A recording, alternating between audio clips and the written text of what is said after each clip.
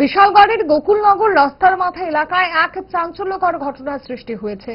দীর্ঘ 12 বছর ধরে নিখোঁজ ছেলের খোঁজ জানতে গিয়ে এক অসহায় পিতাকে মারধরের অভিযোগ উঠেছে এক টিএসআর জওয়ানের বিরুদ্ধে। অভিযুক্ত টিএসআর জওয়ানের নাম বিজয় দাস বলে জানা গেছে।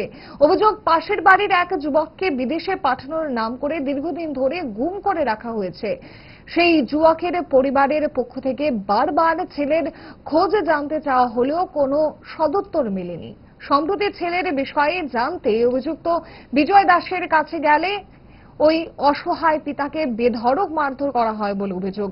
এতে তিনি রক্তাক্ত হন। স্থানীয় বাসিন্দাদের দাবি, এই ঘটনার সঙ্গে জড়িত দোষীদের বিরুদ্ধে কঠোর ব্যবস্থা গ্রহণ করা হোক। 12 বছর আগে আমার ভাই সজল দেবনাথ কইছে বিদেশ যাইব, আমরা কাছে টাকা চাইছে, আমরা কইছি আমরা কাছে এখন টাকা নাই। তখন কইছে বিজয় দাসে পাঠাইব। বিজয় দাসটা লোকটাকে টিএসআর চাকরি করে বিজয় দাস। বাড়ি কোন জায়গায়? গুড়ান পারে, আমরা পাশের বাড়ি। এরপরে কি হয়েছে? তারপর হে বিদেশ পাঠাইছে। 7 বছর পরে বাড়িতে আইছে। আইসা 1 মাস তারা বাড়িতে আসলো, আমরা যোগাযোগ করতে দিছে না। তারা যদি জিজ্ঞেস করতে যায় মারধর করে। 3 বছর আগে একবার এমন বাবুরা মারছে, জিজ্ঞেস করে আবার ওখানে জিজ্ঞেস করে আবার রাস্তা ফলাইয়া মারছে, রক্তাক্ত অবস্থা করছে। এই ব্যাপারে আমরা কি মনে হচ্ছে, আমরা বাইক কোথায় আছে এখন?